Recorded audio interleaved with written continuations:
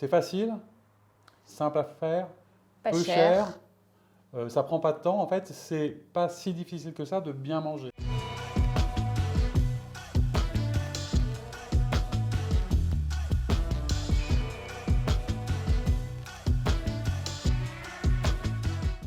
Bonjour à toutes et à toutes, on est heureux de vous retrouver pour ce numéro, alors non pas de On est de sortie, parce qu'exceptionnellement pour une fois on est chez nous, dans la cuisine d'Immédiat Positif. On est heureux d'accueillir Estelle Barrellon, bonjour. Bonjour Frédéric. Merci de nous rejoindre, on va effectivement parler cuisine. J'ai d'autant plus plaisir à vous retrouver qu'il y a un an vous étiez une de nos premières invitées. C'est vrai. Vous aviez auto-édité ce livre qui vient de sortir au niveau national chez un éditeur reconnu. Ça s'appelle Cuisiner pour se soigner. Alors pourquoi ce livre et pourquoi est-ce que l'alimentation est un moyen de se soigner? Alors, l'alimentation est un moyen de se soigner, on le sait depuis des millénaires. Hippocrate disait ça très bien, que c'était la première des médecines. Et je pense qu'on a un petit peu oublié actuellement que c'était une autre façon de se soigner, que ça pouvait s'additionner à ce qu'on fait pour notre santé.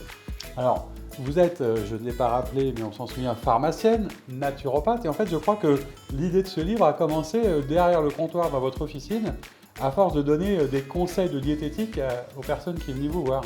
Oui, c'était un petit peu ce que je proposais à mes clients quand ils venaient avec une ordonnance. À la fin de la délivrance des médicaments, je proposais des conseils diététiques. Éviter tel aliment, forcer sur certains autres. Et j'ai vu que ça suscitait énormément d'intérêt. Donc je me suis dit qu'il ne fallait pas en rester là. Vous avez eu envie de transmettre et de à partager, fait. après avoir expérimenté à titre personnel, etc. Et il y a beaucoup de vous dans ce livre. Et ce qui est intéressant aussi pour les Lyonnais qui nous regardent, c'est que vous avez eu cette idée particulièrement originale, c'est d'aller voir des chefs reconnus sur Lyon pour leur demander de préparer des recettes rien que pour vous. C'est ça l'idée de départ? C'est ça, je suis allée rencontrer les chefs restaurateurs de mon quartier à la Croix-Rousse et je leur ai proposé d'inventer des recettes à partir d'un cahier des charges cuisine saine. Donc c'était assez rigolo d'imaginer des recettes et de demander à un restaurateur de cuisiner sans beurre, sans crème. Voilà, Avec pas mal de cru aussi, parce que je sais que le cru est quelque chose de très important. Avec des cuissons plus douces.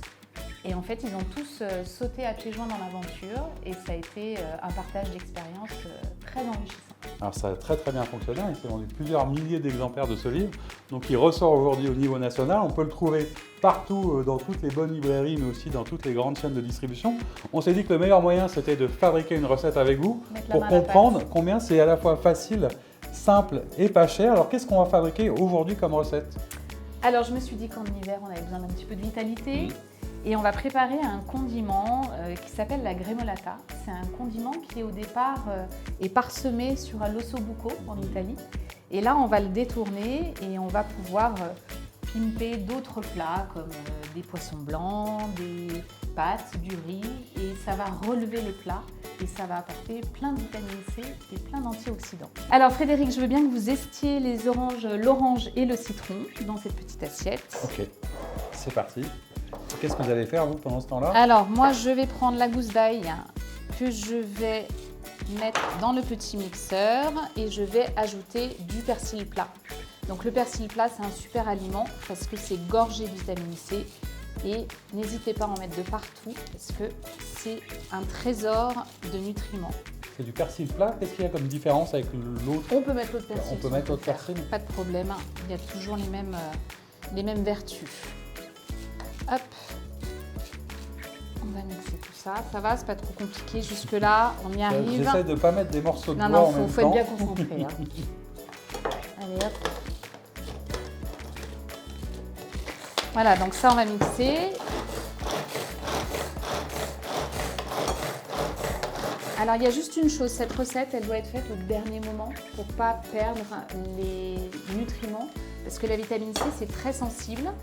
Et les antioxydants aussi, ça s'oxyde à l'air, c'est logique. Donc on va vraiment le préparer au dernier moment. C'est vraiment quelque chose qu'on va faire au dernier moment. Alors, et qu'on peut utiliser tout de suite, ça se conserve un petit peu après ou pas trop? Non, on va l'utiliser pour le repas de midi. Le soir déjà, c'est moins intéressant au niveau vitamine C et antioxydants. Voilà, mais là c'est nickel. C'est bien comme ça? Ouais, c'est parfait. Allez. Hop, je vais enlever ça. Voilà, donc là, l'ail et le persil. Alors là, c'est vraiment minute, on ne va pas se compliquer. Voilà, on mélange le tout. Alors en plus, ça fait plein de couleurs dans l'assiette, c'est sympa. C'est important de cuisiner d'ailleurs avec les couleurs et l'esthétique en fait. C'est un bon Toujours. moyen de se repérer. Hein. Toujours. Et puis les couleurs, mettez de la couleur dans vos assiettes parce que plus il y a de la couleur, plus il y a des choses intéressantes pour votre santé. Voilà, donc là on en a préparé une petite portion, mais on peut en préparer plus. Ensuite, vous pouvez l'agrémenter d'un petit peu d'huile d'olive. Ça va vous faire une petite sauce vierge. Donc ça, vous pouvez le verser sur vos poissons blancs. Et sinon, tel quel, vraiment sur du riz, sur des pâtes. Et ça va venir twister votre riz blanc ou vos pâtes.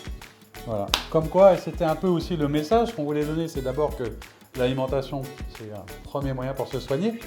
Dans ce livre, il y a plusieurs types de recettes par catégorie pour se soigner de certaines choses. Comment vous avez conçu l'ouvrage? On l'a articulé autour de 4 thèmes, les 4 thèmes que les gens rencontrent principalement, le rhume, la fatigue, les douleurs et les petits problèmes de sommeil. Très bien. Et le message, et on l'a bien compris, et je crois que vous pouvez faire ça chez vous, c'est que si on devait donner un mot de conclusion, c'est facile, simple à faire, peu cher. Ça prend pas de temps, en fait, c'est pas si difficile que ça de bien manger. Non, la cuisine saine, on a une idée en tête que c'est compliqué, que ça coûte cher, que c'est difficile à mettre en place. Là, voilà, 2 minutes, je pense qu'il n'y a même pas 3 ou 4 euros d'ingrédients et vous avez un trésor de nutriments à rajouter sur vos plats. Voilà. Eh ben, un grand merci d'être venu jusqu'à nous. Je rappelle le titre de votre livre Cuisiner pour se soigner. Et en prime, et parce que c'est l'hiver et qu'on va avoir besoin de cuisiner, vous allez nous préparer, je crois, 2 autres recettes qu'on découvrira au fur et à mesure. Exactement, des petits desserts faciles, des encas ludiques, faciles à préparer. Merci beaucoup Estelle Barillon. Merci à vous. Merci à vous et à très bientôt pour une nouvelle émission.